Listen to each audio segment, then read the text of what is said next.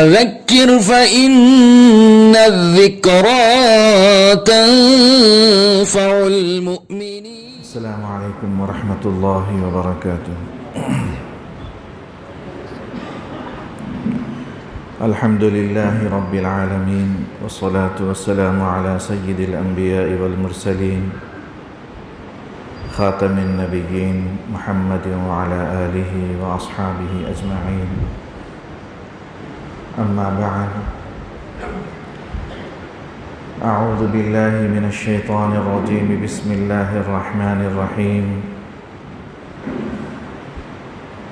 يا أيها الناس اتقوا ربكم الذي خلقكم من نفس واحدة وخلق منها زوجها وبث منهما رجالا كثيرا ونساء واتقوا الله الذي تساءلون به والأرحام إن الله كان عليكم رقيبا. صدق الله العظيم.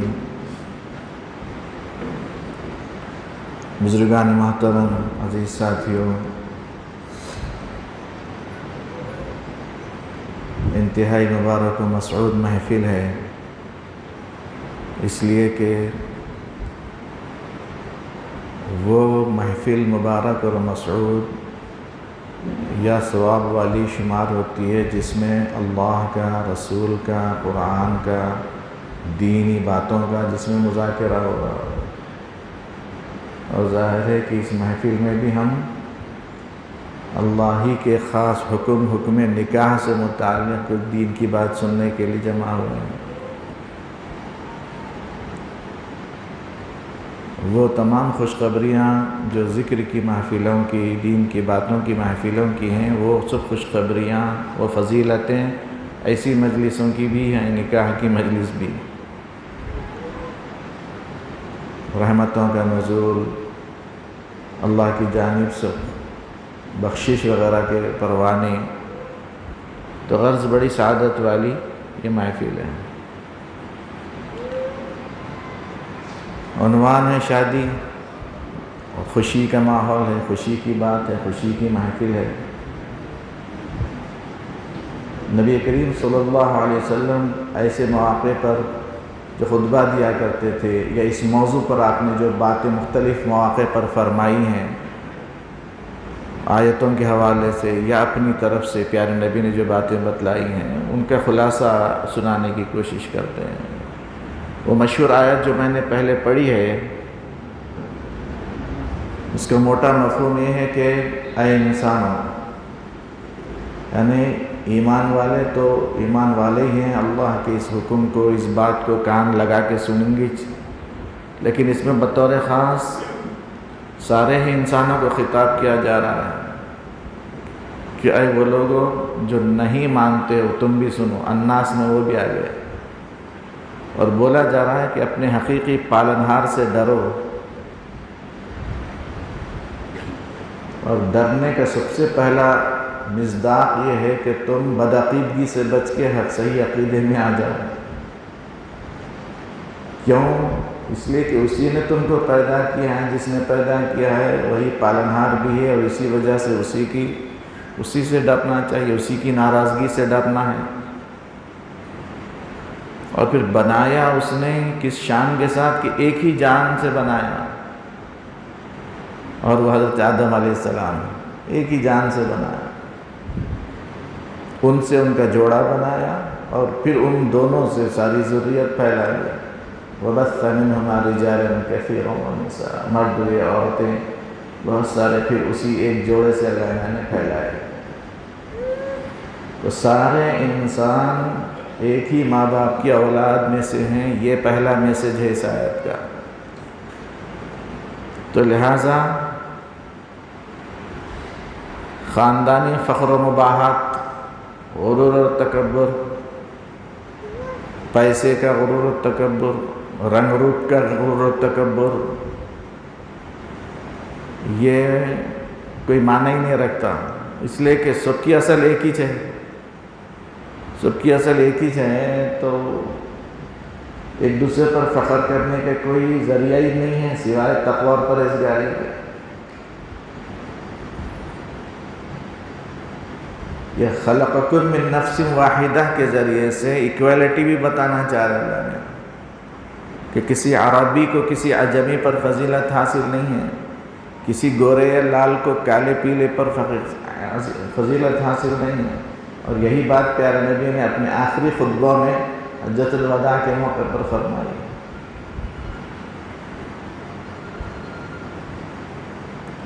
یہاں تک کہ ایمانیات کے ذریعے سے، عبادات کے ذریعے سے، اخلاقیات کے ذریعے سے اللہ کے قریب ہونے میں بھی کوئی فرق نہیں ہے امیر غریب کا، گورے کالے کا، اور یہاں تک کہ مرد عورت کا بھی فرق نہیں ہے اللہ کے مقرب بننے کے لیے۔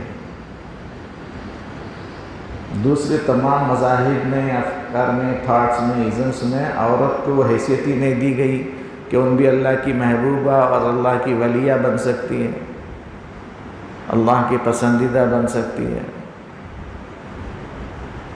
اللہ کا مقرب بن سکتی ہے، لیکن اسلام نے دیا فرمایا گیا کہ وَمَن يَعْمَلْ مِنَ الصَّالِحَاتِ مِن ذَكَرٍ أَوْ أُنثَىٰ فَلَنُحْيِيَنَّهُ حَيَاةً طَيِّبَةً، جو ایمان لائے اور نیک کام کرے، تم میں سے مرد ہو یا عورت ہو، اس کو ہم ایک نئی طیب اور پاکیزہ زندگی بخشتے ہیں۔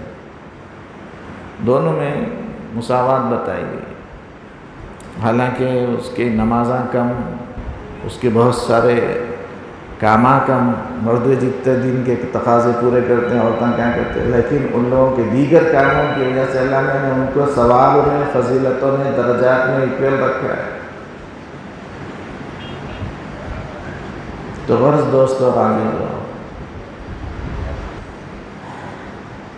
مرد کو اللہ نے جو فضیلت دی ہے وہ یقیناً دی ہے، لیکن اتیش رکھنا ہو، اس سے فائدہ اٹھاتے ہوئے عورتوں کو ابیوز نہیں کرنا ہے، ان لوگوں کا مس یوز نہیں کرنا ہے۔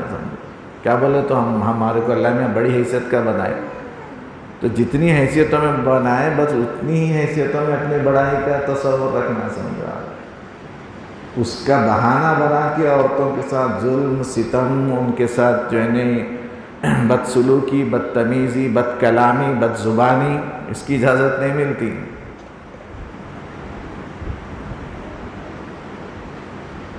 وَاتَّقُوا اللَّهَ الَّذِي تَسَاءَلُونَ بِهِ وَالْأَرْحَامَ، اس کے بعد والا جملہ، ڈرو اس اللہ سے جس کا واسطہ دے کر تم ایک دوسرے سے حقوق مانگتے ہو، والارحام، رشتوں سے بھی ڈرو، رشتوں سے بھی ڈرو۔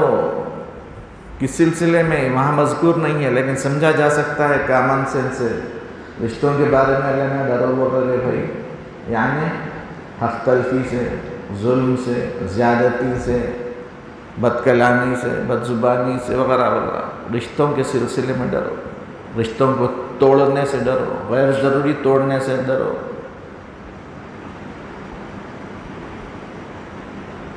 بے شک اللہ عز و جل تم پر نگران ہے، پیدا کر کے چھوڑ دیے نہیں، جو جی میں آئے کر لو بولے، نگرانی کر رہے ہیں اللہ نے ہر ایک کی۔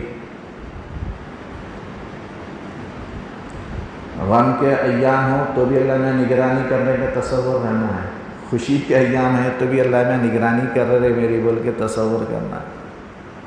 جب اللہ میں میرے کو واچ کر رہے ہیں، نگرانی کر رہے ہیں، بلکہ اس کے کارندے فرشتے سب ریکارڈ کر رہے ہیں میرے ہر کام کو، ہر بول کو، تو میں کوئی بدتمیزی اور گناہ کر ہی نہیں سکتا۔ تو نکاح کے موقع پر بھی پیارے نبی یہ آیت سنا کے نوشا کو اور پھر مردوں کے واسطے سے عورتوں کو یہ حکم دینا چاہ رہے تھے کہ دیکھو بقیہ زندگی بھی ذرا ڈر ڈر کے گزارو، اللہ میاں دیکھ رہے ہیں، نگرانی فرما رہے ہیں، کون کس کے کتنے حق ادا کرتا، کتنا ظلم اور زیادتی کرتا۔ دوسری آیت شریفہ کا مفہوم یہ ہے کہ اے مومنو، اللہ سے ڈرو جیسا کہ اللہ سے ڈرنے کا حق ہے۔ صحابہ ڈر گئے کہ اللہ میں سے ڈرنے کے حق کے مطابق کون ڈر سکتا رے بھائی؟ صحابہ پریشان ہو گئے، پیارے نبی سے پوچھے اللہ کے نبی ہم میں سے کون ہے جو اللہ میاں سے جیسا ڈرنے کا حق ہے ویسا ڈرے؟ تو دوسری آیت تشریف نازل ہوئی فاتقوا اللہ ما استطعتم، تم اپنی کوششوں اور سکتوں اور طاقتوں کے حساب سے جتنا ڈر کر دین پر چل سکتے ہو اتنا تو کرو، جتنا یعنی اس میں اب آدمی کی دیانتداری کی بات ہے، اس کی آنیسٹی کی بات ہے کہ بھائی وہ کتنا کر سکتا اور کتنے کو بہانہ بنا کے نہیں کر سکتا ہوں بول رہا ہوں۔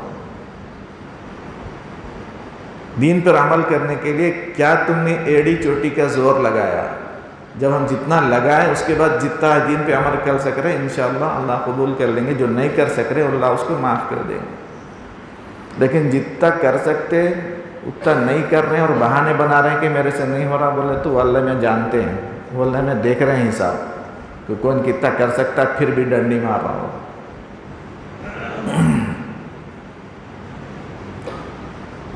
وَلَا تَمُوتُنَّ إِلَّا وَأَنْتُمْ مُسْلِمُونَ، ہرگز نہ مارو تم مگر مسلمان ہو کر۔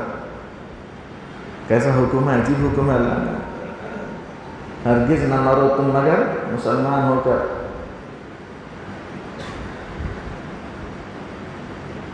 کوئی پوچھ سکتا ہے کہ بھائی میں کیسا مرتا ہوں کہ کیا نہیں کی، اللہ نے حکم تو دے رہے ہیں ویسا، جب اللہ نے حکم دے رہے ہیں ویسا تو انہیں اسباب بھی بنا سکتے نا بھائی۔ تو اپن سچے طالب بن کر دین پر چلتے رہنا ہے، دعائیں کرتے رہنا ہے، اللہ اسلام پر میری موت واقع ہو، میں پوری زندگی اختیار کے ساتھ دین پر چل رہا ہوں، اللہ میاں میرے کو اسلام پر ہی ایمان پر ہی موت دیجیے، تو اللہ عز و جل انشاءاللہ اسی حساب سے معاملہ فرمائے۔ کما تحیون تموتون، جن نیکی کے جذبات کے ساتھ تم جیو گے اسی کے حساب سے اللہ موت عطا فرمائے گا۔ نیتوں کے دیکھ کر، اعمال کا رخ دیکھ کر، محنتوں کو دیکھ کر اللہ عز و جل کرم فرما دیں گے۔ تیسری آیت شریفہ کا مفہوم یہ ہے کہ اے مومن اللہ سے ڈرو اور صاف سیدھی بات کیا کرو، معاملات صاف رکھا کرو، کیسے بھی معاملات ہوں، قرض کے معاملات ہیں، بزنس پارٹنر ہونے کے معاملات ہیں، یا پھر نکاح کا معاملہ ہو، یہ بھی ایک معاملہ ہے، اس میں بھی ڈرنا ہے، سیدھی بات کرنا ہے، معاملہ صاف رکھنا ہے، اپن جتنے کمارے اتنے بولنا ہے، خالی ہوا جمانے 10-15 ہزار نہیں بڑھا دینا ہے۔ ارے بچہ کی سیلری اتنی ہے کہتے رہے، حالانکہ ریالٹی نہیں رہتی ہوتی،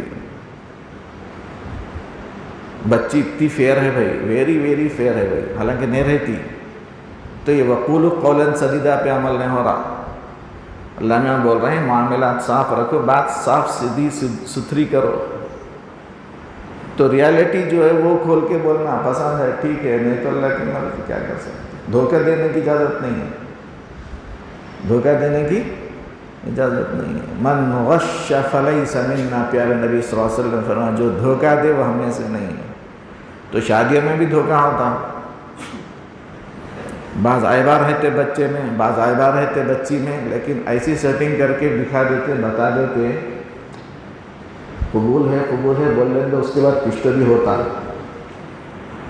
لیکن بعد میں جو ہے نا ایسے لفڑے پنگے ہوتے کہ ہمارے کو دھوکہ دی، ہمارے کو بولے نہیں تھے، یہ پرابلم ہے سر۔ ارے معمولی سی کپڑے کا تھان بیچنے کے لیے، اس کا ایک گز بیچنے کے لیے حکم یہ ہے کہ اگر وہ عیب دار ہے تو تم عیب بتا کے بیچو، اور اس عیب دار ہونے کی وجہ سے اس کی جتنی قیمت لیس ہوتی ہے، کم ہوتی ہے، اس کے حساب سے بیچو۔ یہ تک حکم ہے، تو ایک زندگی بھر ساتھ نبھانے کا معاملہ ہے، تو بچہ کیسا ہونا، بچی کیسے ہونا، ریئل بولنا چاہیے نہیں بولنا چاہیے۔ اسی لیے پیارے نبی صلی اللہ علیہ وسلم خطبہ نکاح میں وقولوا قولا سدیدا فرماتے تھے کہ معاملات صاف رکھا کرو، صاف سیدھی بات کرو۔ کتنی پیاری تعلیمات ہیں اللہ کی۔ فائدہ یہ بتلائے گا کہ یصلح لکم اعمالکم، اللہ تمہارے اعمال کو درست فرما دیں گے، تمہارے گناہوں کو بخش دیں گے۔ کتنی بڑی خوشخبری ہے، دنیا میں معاملات سدھر جائیں گے، گناہ بخشے جائیں گے تو آخرت کا مسئلہ حل ہو جائے گا۔ دنیا اچھی آخرت اچھی تو اور کیا ہونا۔ تو دیکھیے معاملات درست کرنا دین کا اور عبادت کا ایک حصہ ہو کر ہماری بخشش کا بھی سامان ہو رہا ہے، اب دنیا میں سدھار کا بھی سامان ہو رہا ہے۔ تمام کام اللہ میں سدھار دیں گے فرما رہے. اللہ بخشنے والا رحم فرما رہے. یہ 3 آیتوں کا مفہوم خطبہ نکاح کے موقع پر پڑھی جانے والی. چند حدیثوں کا مفہوم سنیے. پیارے نبی نے فرمایا نکاح میرا طریقہ ہے، میری سنت ہے کا مطلب ہے وہاں پر نکاح من سنتی کا مطلب ہے میرا طریقہ زندگی ہے، میرا وے آف لائف یہ ہے کہ شادی شدہ زندگی گزاری جائے، میرڈ لائف. یہ میرا طریقہ ہے بول رہے ہیں. رہبانیت میرا طریقہ نہیں ہے کہ میں شادیش نہیں کر لیتا، میں بیچلر رہتا ہوں، میرے برہمچاری بن کے رہتا ہوں، میں جوگی سنیاسی کے جیسا رہتا ہوں. پیارے نبی نے فرمایا میرے دین میں رہبانیت نہیں، بلکہ عورت کے ساتھ حدود شریعت کی روشنی میں رہنا ایمان کی تکمیل کا سبب ہے. جس نے نکاح کیا اس کا آدھا دین مکمل ہو گیا. پیارے نبی نے فرمایا اب بقیہ میں اللہ سے ڈرتا رہے. تو پوری زندگی دین بنانے والی چیز ہے نکاح. نکاح معمولی چیز نہیں ہے، بہت لکی چیز ہے، دینی اعتبار سے بھی، دنیاوی اعتبار سے بھی، اخلاقی اعتبار سے بھی، ہر اعتبار سے سمجھا. تو نوجوانوں کو اس پر ابھرنا چاہیے، ترغیب ہونا چاہیے.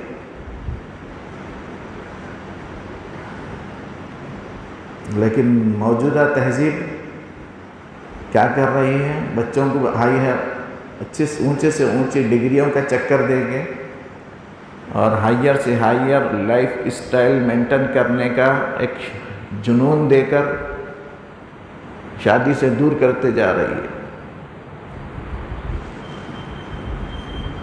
گریجویشن ہو گیا، ڈگری ہونا، ڈگری کے بعد پوسٹ گریجویشن، ماسٹرز. کتنے سال نکل جا رہے ہیں بھائی. خیر چلو شادی کے بعد بھی تو بعض کورساں کر لے سکتے نا، کیا حرج ہے؟ گریجویشن کے بعد شادی کر لے، اس کے بعد پڑھ لیتے رہو. اچھا پھر اس کے بعد اتنے ڈگریوں میں 25-26 سال نکل جا رہے ہیں، بعض کے تو 28 سال نکل جا رہے ہیں. پھر اس کے بعد شادی مشکل ہے، مہنگی ہے، ولیمہ اس سے مہنگا ہے.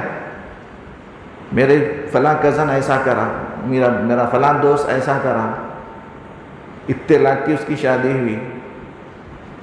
10 لوگوں کی دعوتوں میں جا کے آیا، میں دعوت اور نہیں دیا تو کیسا؟ میں وہ لیول کی شادی اور دعوت نہیں کرا تو کیسا؟ پھر اس کے واسطے کیسا نہیں آیا؟ بولے تو میں اتنے پیسے کماتا ہوں پھر شادی کرتا ہوں. تو اتنے پیسے کمانے کی چکر میں پھر شادی سے رکا ہوا ہے. اچھا یہاں اتنے پیسے نہیں بن رہے تو باہر جا رہا، اور کئی گزارا میں بولے تو بھائی تھوڑے پیسے بنا کے آگے شادی کرنا ہے. عجیب چکر ہو گیا نہیں؟ اس میں عمر نکل جا رہی ہے 28 سال، 30 سال، 32 سال، بعض کے تو 36 سال، 38 سال میں شادی ہو رہی ہے. 15 سال میں بالغ ہوئے بعد 35 سال میں بھی شادی کر رہا تو 20 سال کا لاس ہو گیا. 35 سال میں شادی کے لائق ہو گیا تھا، 15 سال میں 35 میں شادی کر رہا تو 20 سال کا لاس. 40 سال میں کر رہا تو 25 سال کا لاس، نقصان. کیا نقصان؟ عین شباب میں اس نے شادی کے مزے نہیں لیے. پیارے اللہ کا حکم ہی پورا نہیں کیا. فَانْكِحُوا مَا طَابَ لَكُم مِّنَ النِّسَاءِ مَثْنَىٰ وَثُلَاثَ وَرُبَاعَ. اس پر عمل ہی نہیں ہوا، پیارے نبی کے طریقے پہ عمل ہی نہیں ہوا.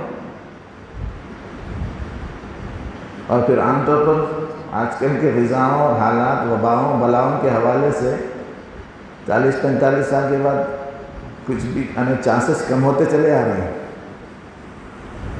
لائف کے، طاقتوں کے، جوانیوں کے چانسز کم ہوتے چلے آ رہے ہیں. اب ادھیڑ عمر میں شادی کر رہے ہیں، 2-4 بچے ہو کے وہ لگا تھوڑا سا چلنے پھرنے پڑھنے لائق کے لائق ہوئے تو باوا کا پتہ کٹ جا رہا،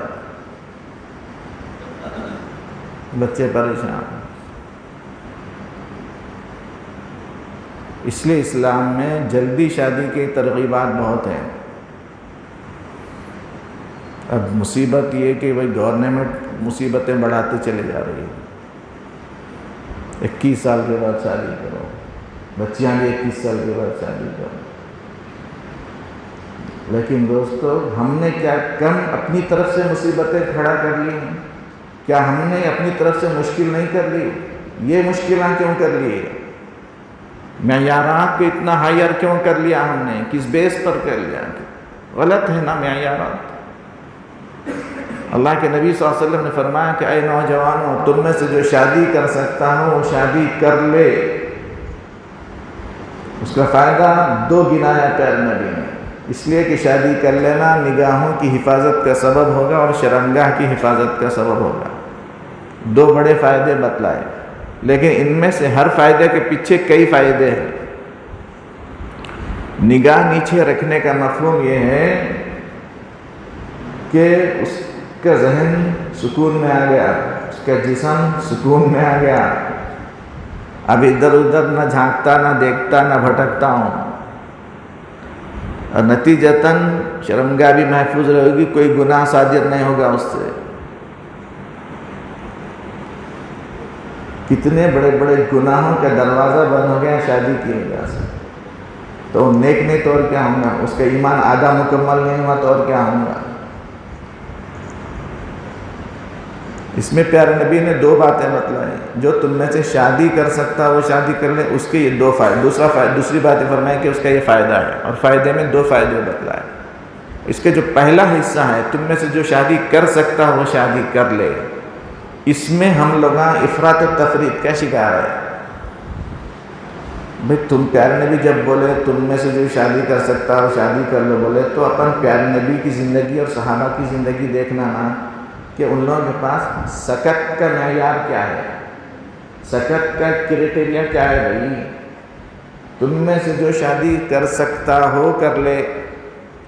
تو ہمارا نوجوان کوئی بول رہا میں 30 سال میں کرتا ہوں، میں اتنے لکھ پتی بنے بات کرتا ہوں، میں اپنا ذاتی گھر بنا لیے بات کرتا ہوں، میں اتنا لگژری اسٹائل کی کار لیے بات کرتا ہوں. یہ اپنے بنائے ہوئے سکتاں ہیں، اس میں پرابلم ہو رہا. تم میں سے جو شادی کی سکت رکھتا ہو، تو پیارے نبی نے سکت کا معیار کیا بنایا؟ اس سکت کا معیار جسمانی جنسی خواہش پوری کر سکنا. نمبر 2، حلال اور طیب روزی روٹی کے ذریعے سے جو خود کھا رہا ہے وہ بھی بچوں کو کھلا سکنا، مہر دے سکنا، کرائے کا ہی صحیح گھر دے سکنا. ذاتی ہوا تو بہت اچھا، نہیں تو کرائے کا.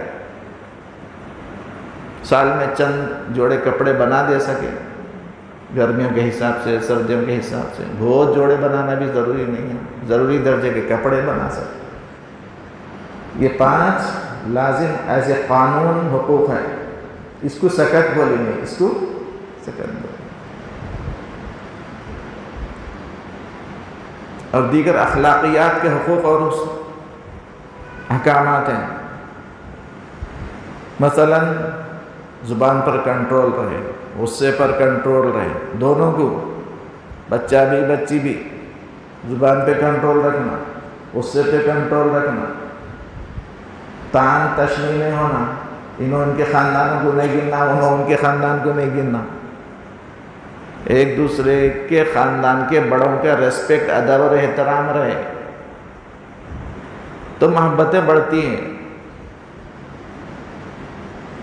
ایک دوسرے سے مشورہ ہونا.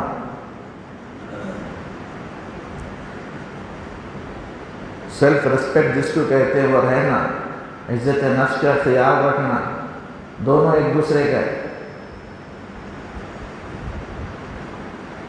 یہ اخلاقی حدود ہے، یہ اخلاقیات ہے. اور دوسرا حدیث کا ٹکڑا یہ ہے کہ جو تم میں سے شادی کی سکت نہیں رکھتا ہو، یعنی یہ حقوق واجبہ ضروریہ جو ہے وہ ادا نہیں کر سکتا ہو، اس کو چاہیے کہ وہ کثرت سے روزے رکھے. اس لیے کہ کثرت سے روزے رکھنا وقتی طور پر آدمی کے اندر اس طاقت کو کمزور کر دیتا ہے جس طاقت کے لیے آدمی شادی کر رہا ہے. اس لیے کہ اب سکت نہیں ہے شادی کرنے کی، لیکن وہ طاقت شباب پر ہے، گناہ پر آمدہ کر رہی ہے. تو روزے رکھے گا تو روزے کی برکت سے فزیکلی طور پر اس طاقت میں جو جنسی اور شہوانی طاقت اس میں کمی آئے گی. دوسرے کہ روزوں کی برکت سے تقوی اور پرہیزگاری پیدا ہوگی، وہ تقوی اور پرہیزگاری آدمی کو حرام کی طرف جانے سے روکے گی۔ تو اس لیے پیارے نبی نے فرمایا جو شادی نہیں کر سک رہا ان روزے کثرت سے رکھے۔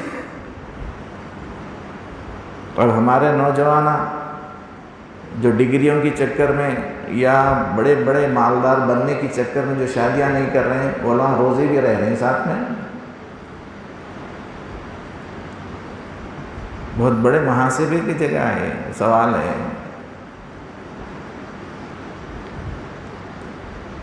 دوستو اور عزیزو، اتنی پیاری تعلیمات ہیں اسلام کی جس کی پیارے نبی نے فرمایا آدمی کی نگاہ محفوظ ہو جائے گی، شرمگاہ محفوظ ہو جائے گی، گناہوں کا ایک دروازہ بند ہو جائے گا، نیک بن جائے گا، آنکھ کے گناہوں سے محفوظ، کان کے گناہوں سے محفوظ، زبان کے گناہوں سے محفوظ، شرمگاہ کے گناہوں سے محفوظ۔ اور یہ سب حرام درجے کے تھے، یہ حرام گناہوں سے بچ گئے، بڑے بڑے گناہوں سے بچ گیا، تو ان اللہ والا نہیں تو اور کیا بنتا۔ اس لیے شادی کرنا اللہ والا بننے کا ایک بہترین ذریعہ ہے، اللہ کا ولی بننے کا بہترین ذریعہ ہے۔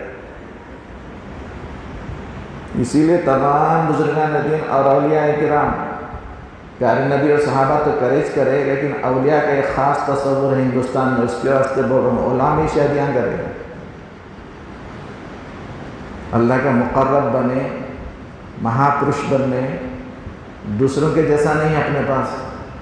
دوسروں کے پاس کیا ہے؟ ان کے پاس اللہ نے کہ مقرب بننے کے واسطے عورت کو چھونا نہیں، عورت کے پاس نہیں جانا ہے، ریاضت، مجاہدہ، دوری، برہمچاری بن کے رہنا ہی نہیں ہے۔ ہم اللہ کے حکم کا تصور لے کر، پیارے نبی کے طریقے کا شعور لے کر جب ہم شادی کریں گے تو اللہ کے اور قریب ہوں گے۔ یہ فرق ہے نہ دوسروں میں اور اپنے میں۔ حضرت عبد القادر جیلانی رحمۃ اللہ نے 4 شادیاں کر رہے تھے، 49 بچے تھے، اتنے شادیاں کر کے، اتنے بچے پیدا کر کے، سنو سید الاولیاء ہیں، اولیاء کے سردار ہیں انہوں۔ تو معلوم ہوا کہ اللہ کے قریب بننے کا اسلام جو کانسیپٹ دیتا ہے اور اس کا جو طریقہ دیتا ہے وہ ڈیفرنٹ ہے۔ دیگر تمام اولیاء اللہ بھی شادی کی ہیں، اکثر و بیشتر، بہت کم ہیں جو شادی سے جو تھوڑا سا رہ گئے تھے، مطلب مسائل حالات۔ اکثر و بیشتر اولیاء اللہ شادی شدہ ہیں، بیوی بچے والے ہیں۔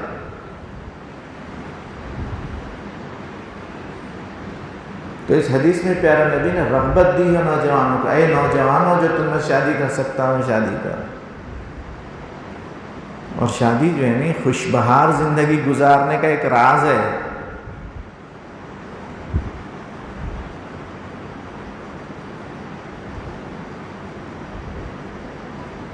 عروس نو جو نہیں دل نہیں بہار نہیں، عروس نو جو نہیں زندگی کا اعتبار نہیں۔ عروس نو بولے تو دلہن، کسی کی زندگی میں دلہن نہیں ہے، بہار نہیں ہے، دل نہیں ہے، بول رہا شاید۔ زندگی کا اعتبار نہیں، کوئی خاص زندگی نہیں اس کی بولے جیسا بولا، زندگی کا اعتبار نہیں، کوئی خاص اعتبار اس نہیں ہے۔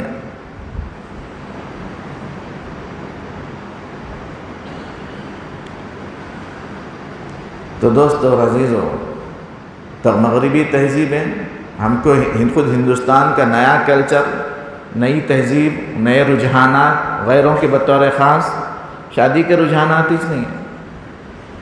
امریکہ اور یورپ اور دیگر ممالک اس غلط نظریے سے متاثر ہو کر نوجوان نے شادی نہیں کی، نتیجتاً حرام کاریوں میں مبتلا ہوئے، نتیجتاً فیملی لائف سے دور ہوئے، خاندانی اقدار ختم ہوئے، دھیرے دھیرے ان کے بچے نہیں ہونے لگے، نتیجتاً ان کی قومیت میں فرق آ گیا، نتیجتاً ان کی آرمی میں فرق آ گیا۔ اب وہ مجبور ہیں، پریشان ہے کہ ارے ہمارے ملک کا اتنا پاپولیشن ہے، ہمارے ملک کی اتنی آرمی ہے، پریشان ہے۔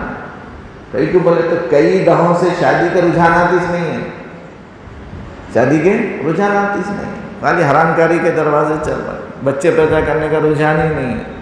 تو ان کا ملکی پاپولیشن کم ہو گیا، آرمی میں آرمی کم ہو گئی، نتیجتاً کئی ممالک ایسے ہیں جو اب یہ بول رہے ہیں کہ شادی کرو، ہم تمہارے کو یہ فیسلٹیز دیتے، یہ جاب دیتے، یہ مراعات دیتے، اتنے پیسے دیتے، یہ چکر تھا۔ تو جس تہذیب کو ان لوگوں نے تھوک دیا اور پھر مذہبی حوالوں کے اعتبار سے شادی والے نظام کی طرف آ رہے ہیں، یہاں کا ہمارا نوجوان اب پھر ان کے جیسی آزاد لائف زندگی گزار رہا ہے، تو اس کا کیا مطلب ہے؟ جس تہذیب کو وہ لوگ آزما کے بیزار آ گئے، اب ہمارا نوجوان اس کو اپنانے کے چکر میں ہے۔ کتنی بری بات ہے، کتنی مایوس بات ہے۔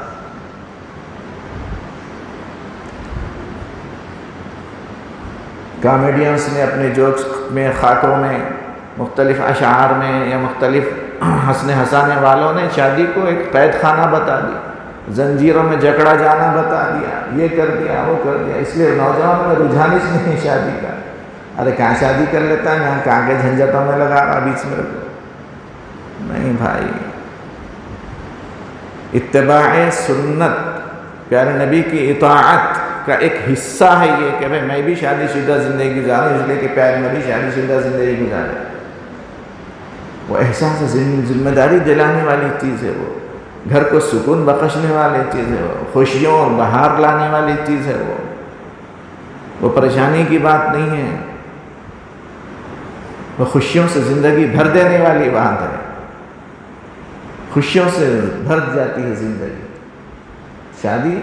شادی کا نام ہی فرحت، شادی کے میننگ ہی چاہے فرحت اور خوشی، تب جس کے معنی ہی فرحت اور خوشی کے ہے، اگر کوئی جوک آ رہا ہے ہمارے واٹس ایپ پہ یا کوئی گانا بن کے آ رہا ہے ایسا کہ جس میں شادی کو جو ہے نہیں قید خانے سے تعبیر کیا جا رہا ہے، جکڑ بندیوں سے تعبیر کیا جا رہا ہے، پاگل پن سے تعبیر کیا جا رہا ہے، تو دوستو ہمیں ریجیکٹ کرنا چاہیے کہ ہماری مذہبی جذبات کو خراب کیا جا رہا ہے، ہماری مذہبی تعلیمات کو بھی خراب کیا جا رہا ہے اس کے ذریعے سے۔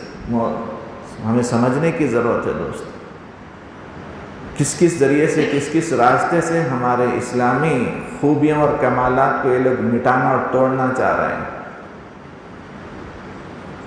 تو دوستو نبی کریم صلی اللہ علیہ وسلم نے ایک موقع پر فرمایا شادی کے بارے میں کہ تم محبت کرنے والی اور بچے زیادہ دینے والی عورت سے شادی کرو۔ اب محبت کرنے والی بولے تو ارے مول صاحب، نہ پہلے میں اس کے ساتھ رہا، نہ پہلے دیکھا۔ محبت کرنے والی ہے کہ نہیں ہے کیوں؟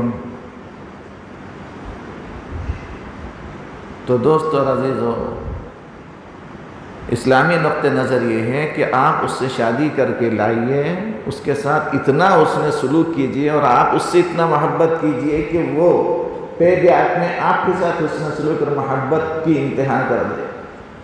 اور ہوتا بھی اسی سے۔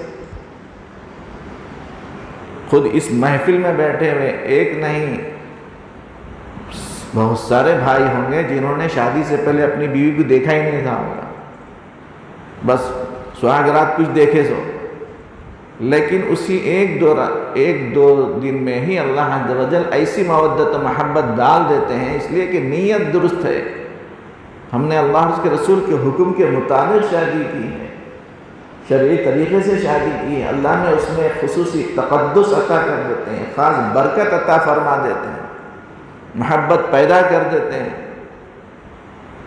تو ان محبت کرنا بولے تو ہم بھی محبت کے قابل بننا، حسن سلوک کے ذریعے سے، خود چاہ کے، اس لیے کہ محبت جو ہے نہیں یوں سمجھے کہ دو طرفہ چیز ہے، ہم اس کے ساتھ حسن سلوک اور محبت ظاہر کریں گے تو وہ بھی حسن سلوک اور محبت ظاہر کرے گا، اور ہرگز اس کی گنجائش نہیں ہمارے اسلام میں کہ یہ کوئی یوں کہے نوجوان جیسا کہ مغربی تہذیب میں یا غیر مسلموں میں چل رہا ہے، میں بچی کو پہلے جانچوں گا، دیکھوں گا، ڈیٹنگ کروں گا، سمجھ میں آئی تو شادی کروں گا۔ نہیں، اسلام میں اس کی اجازت نہیں، حرام ہے یہ۔ اور اسی تہذیب پر چل کر غیروں میں، دوسرے ممالک میں کیا ہوا، بلکہ یہاں پہ بھی ہو رہا بہت سارے بعض شہروں میں کہ وہ ڈیٹنگ کی چکر میں ایک دوسرے کا مزاج پہچاننے کے چکر میں اماری بن جا رہے، بوالی بن جا رہے، شادی کا مرحلہ اس میں آ رہا ہے۔ گناہوں کی طرف لے جانے کا ایک شیطانی ایک اڑنگ ہے، وہ شیطانی جال ہے وہ کہ بھئی تھوڑا سا بچی کو میں جانچ رہا ہوں، محبت کرنے والی ہے نہیں ہے، مخلص ہے نہیں ہے. ارے نہیں بھائی، اس کی گنجائش نہیں ملتی، اس کی گنجائش نہیں ملتی. تو دوستو اور عزیزو، پیارے نبی صلی اللہ علیہ وسلم نے یہ بھی فرمایا ایک موقع پر کہ بہترین برکت والا نکاح ہوا ہے، بڑی برکت والا نکاح ہوا ہے جو خرچ کے اعتبار سے ہلکا پھلکا ہو، دونوں کے لیے، دلہن والوں کے لیے بھی دولہے والوں کے لیے. اس لیے کہ اس میں خرچ کا زیادہ مظاہرہ کرنا، یہ مذہبی اعتبار سے بھی کوئی زیادہ اس کی ہمت افزائی نہیں کی گئی کہ اتنے بڑے خرچ کی شادی کرو، اتنے بڑے خرچ کا ولیمہ کرو، اور نہ ہی عقل اس بات کی اجازت دیتی ہے. لیکن آج کل بالکل الٹا ہو رہا ہے، شادیوں میں بھی دنیا کے خرچے، ولیموں میں بھی دنیا کے خرچے، مال و دولت کے مظاہرے کی جگہ بنا لیے. حالانکہ مال و دولت کے مظاہرے کی جگہ ہے اس میں بھی شادی نکاح اور ولیمہ. لیکن عجیب ہے، جو اپنی طرف سے جو مصیبتیں بڑھا لینے ان میں سے ایک یہ ہے.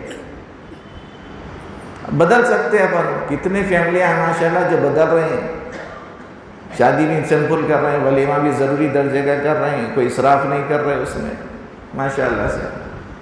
اس میں برکت کی برکت ہے، سنت سے قریب تر ہے وہ طریقہ، اور دوسرے ہے کہ پیسے کی بچت ہے، برکت ہے. ورنہ کیا ہوتا ہے دوستو، بچہ 3 سال 4 سال پیسے کما کے لا رہا ہے، یا 2 سال پیسے کما کے لا رہا ہے، کئی کو بولے تو آگے شادی ولیمہ کر رہا، مہینے 2 مہینے میں پھر بھاگ رہا. کیا ہوا رہے بھائی، 2 سال کما کے لانا، ارے شادی ولیمے میں چلے گئے نا مول صاحب. ارے 2 سال کما کے لا کے 2-4 دن میں اڑا دیے بولے جیسا ہو گیا. شادی کی دعوت، ولیمے کی دعوت، سانچت کی دعوت، جمعگن کی دعوت، مٹھی دعوت، بھول دعوت، اس میں چلے گئے، اس کے پورے 2 سال کی کمائی چلے گئی. یہ کون سی لاجک ہے یار، وہ کچھ سینس ہی نہیں بنتا نا. لیکن کر رہا ہماری سوسائٹی اور سماج میں ایسے کردار ہیں. تو دوستو اور عزیزو، اپنے کو بچنا ہے. یہ سب مصیبتیں اس لیے آ رہی ہیں کہ ہم نے پیارے نبی کا سادہ اور سمپل طریقہ چھوڑ دیا ہے. صحابہ کی شادیاں بھی سمپل ہوا کرتی تھیں. مالدار ہونے کے باوجود سمپل کرنا ہے، نہیں اللہ مالدار نہیں تھے ہوں گے اس کے واسطے سمپل کر لیے ہوں گے، ایسا نہیں ہے چکر. مالدار ہونے کے باوجود سمپل کرنا ہے، سادہ کرنا ہے. مال و دولت کا مظاہرہ غریبوں، یتیموں، بیواؤں، محتاجوں کے پالنے پوسنے میں کرنا ہے. مالداری کا استعمال مسجدوں کے، مدرسوں کے، رفاہ عام کے کاموں میں، دواخانوں کے بنانے میں، پلوں کے بنانے میں، لوگوں کی رفاہی کاموں میں لگانے کے لیے مالدار ہوتا ہے. ایمرجنسی مددوں میں، پلوں کے بنانے میں، مجاہدین کی مدد میں، اس قسم کے کاموں میں ہمارا پیسہ لگنا ہے. یہ خالی نفس خواہشات اور چوچلوں کی تکمیل میں پیسہ لگنا نہیں ہے دوست. تو بس دوستو اور عزیزو، پیاری پیاری تعلیمات ہیں اللہ اس کے رسول کی، اس پر آ جائیں ہم تو زندگی خوشگوار ہے. آخر میں بچی کی کیا ذمہ داریاں ہیں اس کا مذاکرہ کرتے ہوئے میں خطبہ پڑھوں گا. سب کارروائی پوری ہو چکی ہے نا بھائی. بچے کی کیا کیا ذمہ داریاں ہیں وہ سنا دیے ہم. بچی کے کیا کیا ذمہ داریاں ہیں 2-4 منٹ سن لیجیے. بادشاہتی شاید بے چین ہو رہے ہیں. بچی شوہر کو بڑی حیثیت دے گھر میں، یعنی بڑا مانے، میری چلنا میں بڑی ہوں ایسے مانے. یہ قرآن مجید کا دیا ہوا حق ہے، یہ قرآن مجید کا دیا ہوا حق ہے کہ بچی بڑا مانے اپنے شوہر. دوسرا حق یہ ہے کہ اس کی ہر جائز کام میں اطاعت کرے. تیسرا حق ہے، یعنی جو ذمہ داری ہے بیوی کی، دلہن کی، کہ اپنے شوہر کی خدمت کرے. ضروری درجے میں ہے اس کا حق یہ. اور اس کی امی ابا کی خدمت کرنا اخلاقی ضروری ہے، اخلاقاً ضروری ہے. اور ایک حق یہ ہے کہ شوہر کے مال و متاع کی حفاظت کرے، پھوڑ پن سے اس کو استعمال نہ کرے، ضائع ہونے نہ دے. بچوں کی صحیح تعلیم و تربیت کرے اور اپنی عفت اور پاک دامانی کی پوری حفاظت کرے، اتنی کہ شوہر کو کسی بھی لائن سے شک نہ آئے، شوہر کو شک سے دور رکھے، شوہر کو شک سے دور، یعنی شک کا بیج پڑنا ہی نہیں شادی شدہ زندگی میں، ایک دوسرے کے حقوق ادا کرنا جان کر اللہ کی رضا کی خاطر، تو شادی شدہ زندگی بھی اللہ کا ولی بنانے والی چیز ہے، جبکہ دونوں ایک دوسرے کے لیے حقوق ادا کرنے والے ہوں، دین میں ممد و معاون۔ ایک حدیث شریفہ کا مفہوم ہے کہ شوہر فجر میں ان اللہ رحمت نازل فرمائے اس شوہر پر، مفہوم حدیث کا یہ ہے جو اپنی بیوی کو اٹھاتا ہے اور نہیں اٹھ پا رہی ہو تو تھوڑا سا پانی چھنک دیتا ہے تاکہ وہ اٹھ جائے اللہ کی نماز میں، اور ایسے ہی اللہ رحم فرمائے اس بیوی پر جو اپنے شوہر کو فجر کی نماز کے لیے اٹھائے، نہیں اٹھنے پر اس کے منہ پر پانی چھڑک دے ہلکا سا تاکہ اٹھ جائے، نیند کا غلبہ ختم ہو جائے۔ تو دین میں ایک دوسرے کے ممد و معاون بننا ہے، دین میں ایک دوسرے کے ممد و معاون بننا۔ تو شادی شدہ زندگی ہمارے لیے دین میں کتنی ممد و معاون ہے اور اس کے کتنے دینی فائدے ہیں، اللہ کے قرب و معیت دلانے والی حیثیتوں کے اعتبار سے بھی یہ موضوعات اتنے ہیں دوستو کہ سننا ہے، سنانا ہے، مزاج بنانا ہے، لیکن بعض بھائی جو ہیں نہیں مذہبیات سے یا دینی رجحانات سے اتنے دور ہوتے چلے جا رہے ہیں کہ شادی کے اندر اتنے سب وہ مذہبی دینی حوالے سے بھی پوائنٹس ہیں کیا، یا کہ رجحانات ہیں کیا، وہ ایک جنسی پارٹنر کے طور پر رہتا ہو، ایک کنٹریکٹ رہتا ہو، ایسا سمجھ لیتے ہیں۔ اور جب بعض علماء اس موقع پر اس قسم کے اس کے دینی پوائنٹس بتاتے ہیں، اس کے مذہبی فائدوں کے حوالے سے بتاتے ہیں، تو بعض کو جو ہے تھوڑی سی الرجی بھی ہوتی ہے کہ خوشی کے موقع پر یہ کیا بھاشن لے کے بیٹھے ہیں۔ ارے بھائی معمولی عمل نہیں ہے یہ، اس کو معمولی سمجھنا نہیں ہے، اس عمل کے پیچھے اللہ عز و جل نے کہ کتنے احکامات ہیں، پیارے رسول کا کتنا طریقہ ہے، کیا کیا حقوق ہیں اور اس کے کتنے فائدے ہیں اور اس کے ساتھ کتنے مقصدیں جڑے ہوئے ہیں۔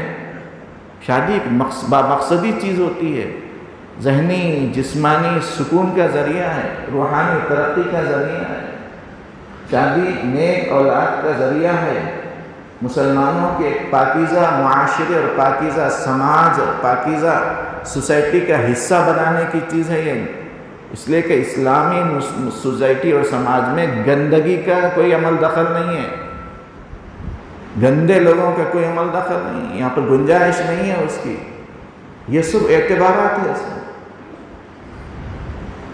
تو دوستو عزیزو، انتہائی خوشی و مسرت کا موقع ہے، اللہ عز و جل اس نکاح کو انتہائی مبارک و مسعود بنائے اور باشعور جوڑا بنائے، دولہا بھی باشعور ہو، دلہن بھی باشعور ہو، مقصد تخلیق کو سمجھ رہے ہوں، مقصد شادی کو سمجھ رہے ہوں اور ان سب چیزوں کو پورا کر رہے ہوں۔